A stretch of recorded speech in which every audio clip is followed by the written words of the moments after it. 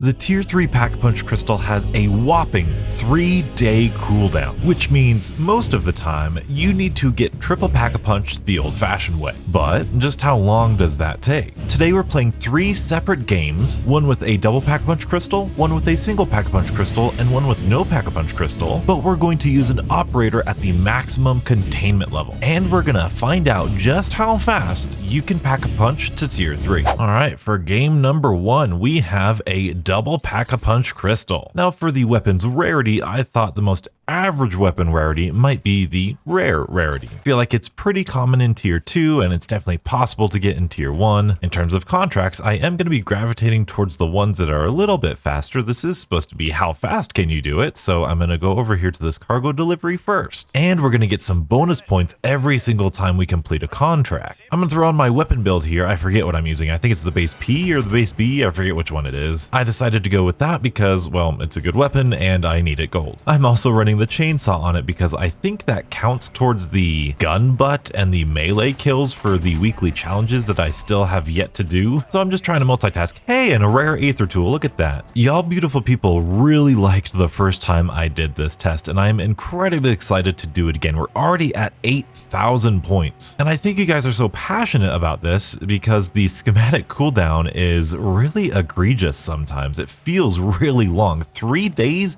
for triple Pack-a-Punch is kind of insane. Now, don't hear me wrong here. I very much want a way to decrease that schematic cooldown time, but I've seen some comments that I feel do this game a disservice. Give me 1 second. I just need to do this real quick. Yeah, this is still pretty buffed. I don't know if that's any better if they nerfed it, but no, it's still pretty good. It still feels really good. Comments like, oh my goodness, I can't play this game for 2 days because I don't have golden armor plates or triple Pack-a-Punch or the ether blade or mags of holding, and it's like, well, I feel like that's unfair. This game is very playable without the highest tier schematics. In fact, the most valuable schematic in my opinion is the legendary ether tool, and that cooldown is only a day. And as we've seen in my videos, they're becoming more and more frequent in the tier 3 and dark ether areas. I'm just saying, I don't think this game is super, oh look at that, we got it. All right, and there's 1,500 points right there.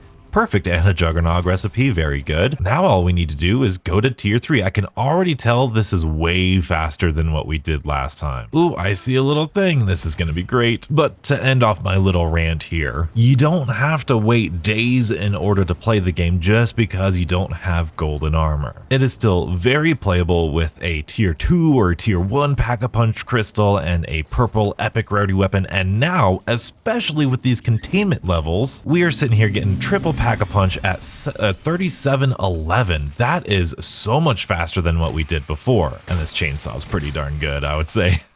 Let me take a look at my notes from the last time we did this experiment. Without any containment levels, we took 16 minutes and 35 seconds to get Pack-a-Punch 3, which is like a whole 9 minutes slower than what we just did. So these containment levels make a huge difference. But how big of a difference is that going to make with a Pack-a-Punch 1 crystal? Yeah, it turns out I was really close to getting this gun gold, so it already is. I am super interested in this because the last time it took us 21 minutes to get Pack-a-Punch tier 3 from this. And if we can slow that down at all, that's going to be huge because Pack-a-Punch 1 crystals are crazy common. Now, obviously a tier 1 Pack-a-Punch is going to be a little bit harder here in tier 2, but I still think it's very feasible, especially with a blue rarity weapon. Also, something I discovered when I was in the menus, I don't think the chainsaw counts as those challenges in your battle pass for season 2 anymore. They used to count for gun butt kills as well as melee kills for your special enemies, but either the HVTs don't count or the actual chainsaw doesn't count anymore.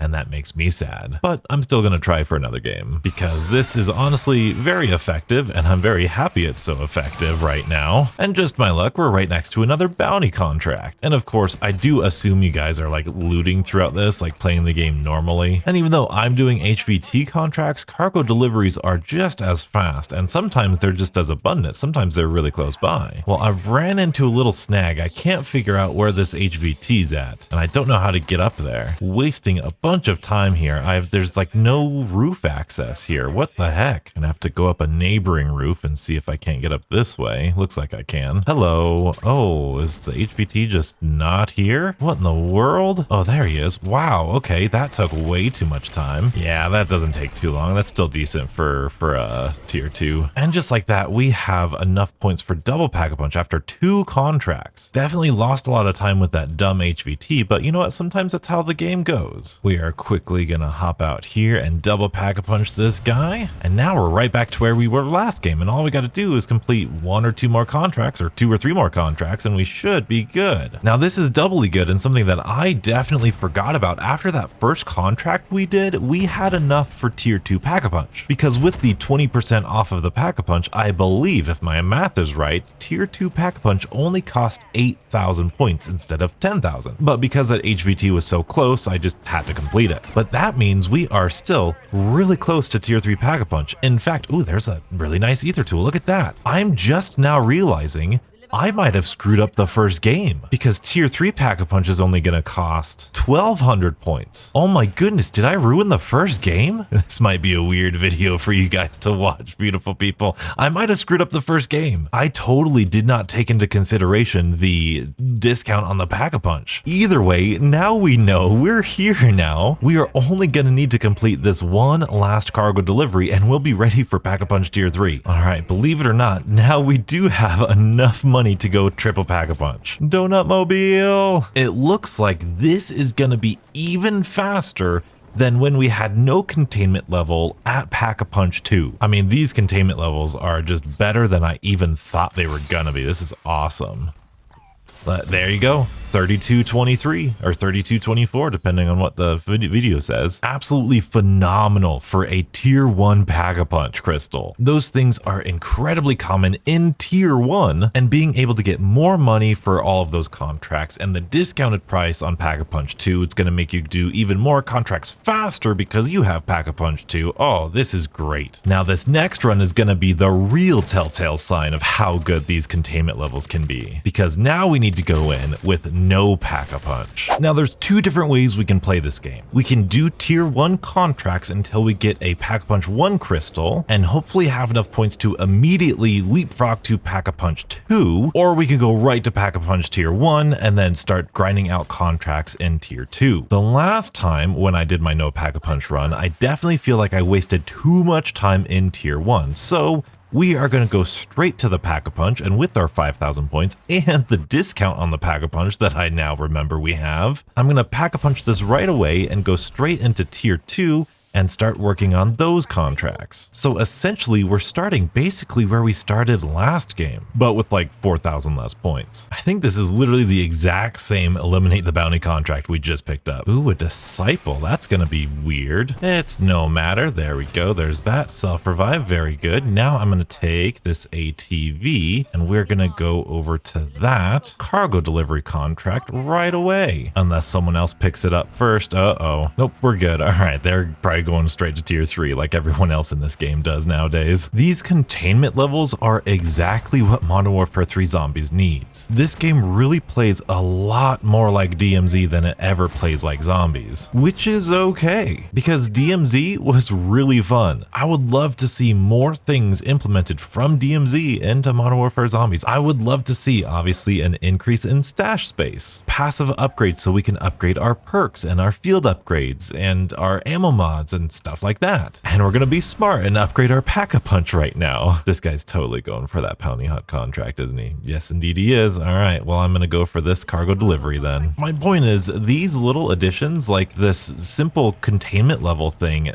is a small thing. It's a little thing that you might not think about, but as you can see, it clearly changes the way you play the game. It changes the potential that the player has to play this game. It gives us way more flexibility. And clearly, I have yet to fully learn how the system works and use it effectively. But if we had bartering and a wallet and all of these other things, it would just keep adding to the replayability that Modern Warfare 3 already has. Now we are 1 contract away from getting tier 3 Pack-a-Punch, and it's only 35 minutes. You might not remember this, but the first test I did with no containment levels using a Pack-a-Punch 2 crystal, I got tier 3 with 28 minutes left on the game, and we still have 35 minutes left of the game. These containment levels are huge. I mean, I knew it would be faster, but this is ridiculous. I love this. And just like that, we are done. Containment levels and grinding out these contracts absolutely blows anything before it out of the water. Now, of course, I still need to go back and redo the Pack-a-Punch 2 test because I messed that one up, but this is our no Pack-a-Punch thing.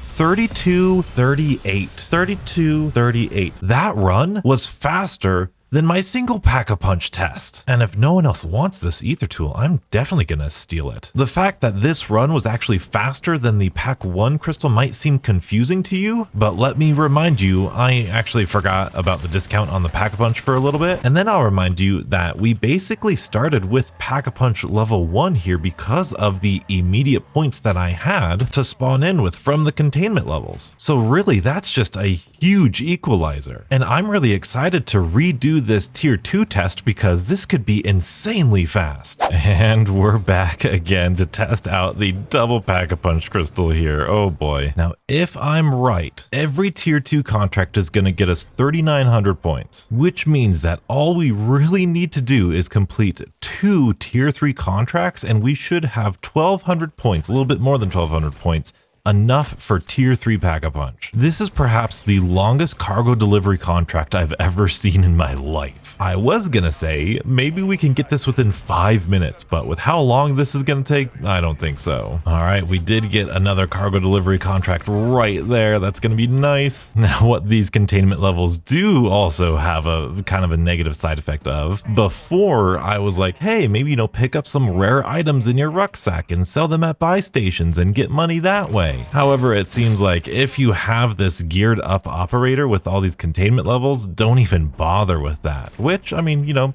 you could see as a good thing, but it's just one less thing that the players are engaging with, I guess. I guess it is worth mentioning, you might be wondering, Donuts, why aren't you doing any tier 3 contracts for this test? Like I said, I wanted to get a good average player's capability, I guess, or an average player's acquisitions capability. And I thought not every player is going to be able to rush to tier 3 in the same way that maybe you and I are who watch YouTube videos. Obviously, if you have a legendary tier 2 Pack-a-Punch, you can go straight into tier 3 and you're only 1 or 2 contracts away from getting that tier 3 Pack-a-Punch. Now, even though I did a whole extra contract the first time I tried this with my tier 2 Pack-a-Punch, it looks like we're going to have a similar amount of time here. We are at, boom, 37:45, which only saved us about 30 seconds or so. But I mean, 30 seconds is 30 seconds. We have to have a good scientific test, don't we? So let's take a look at our final scores. Our more accurate Pack 2 time remaining was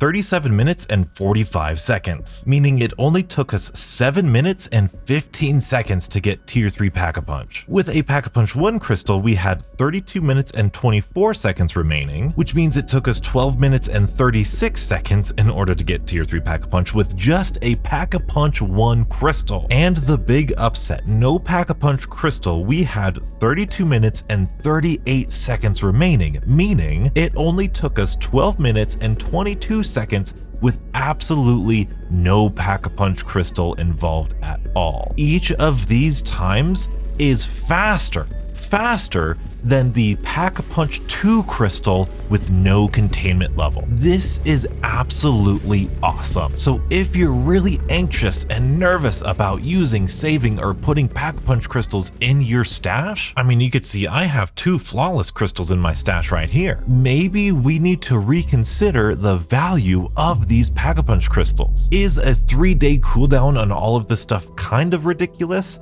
Absolutely. But when it only takes you less than 15 minutes to get this with a maximum containment level person, it honestly balances out pretty well. Now keep in mind, this could be even faster when you use something better than a rare ether tool. Even with something like an epic ether tool, which I exfil with all the time because now the game hands them out like candy, you could run tier 3 contracts and get Pack-a-Punch even faster. If you want to see just how effective these ether tools are in tier 3, well, you're going to want to watch this video and stay beautiful.